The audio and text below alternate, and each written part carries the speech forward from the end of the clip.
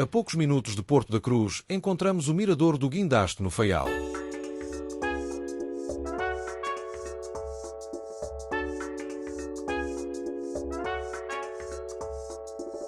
Com duas passarelas suspensas sobre as falésias, este mirador oferece uma das vistas mais dramáticas da Madeira. O mar infinito, as escarpas imponentes e, em dias claros, até a Ponta de São Lourenço podemos ver ao longe. Um cenário digno de postal.